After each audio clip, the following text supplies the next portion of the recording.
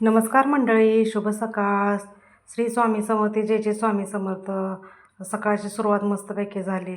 आता डोसा करायचं ते म्हणून रात्रीच डोश्याचं पीठ भिजत घातलं होतं आणि मग डोसा करायला पीठ भिजत घातलं, पीठ काढले आणि आता डोश्याची तयारी चालली आहे. कारण त्या तव्याला तेल लावून घेतलं आहे बघा. डोसा टाकला आहे, डोसा कसा झाला आहे बघा.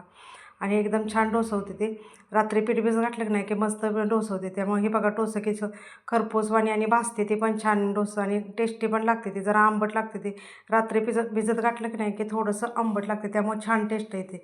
तर आता डोसा चालले तेच बघा. चहा ठेवला आहे, आता आंघोळ करून आल्या आणि चहा प्यायचा या तर ती डोसा करायला लागले. आता दूध आलं आहे, दुधाचं म्हणलं अक्करी दुधाचा चहा करून प्यायचा. जरा व्हायचं मस्त थंडीचं जरा चहा पिलं म्हणजे थंड अंगातली निघून जाते. तर आता डोश्याच्या चटणीसाठी बघा हे साहित्य: मिरची, लसूण, खोबरं आणि घेतले आणि ती आता तेलात मोहरी टाकून चांगलं तेल मोहरी तडतडली की त्यात टाकले बघा. ती बारीक वाटण करून, कारण आपल्याला चटणी कशी लागेल तशी करायची असते. कुणाच्यात घट्ट आवडते, कुणाच्या पातळ. आमच्यात जरा घट्टच आवडते, कारण पातळ जास्त चटणी कुणाला आवडत नाही. त्यामुळं घट्टच थोडी केल्या. तर ही आमच्या पिल्लूची गडबड बघा. उठलं की पहिल्यांदा किचनमध्ये आलं, कारण त्याचा आवडता पदार्थ आहे डोसा. त्यामुळं डोसा म्हटलं की तो मम्मीपाशी लगेच येऊन उभाच राहिला आहे.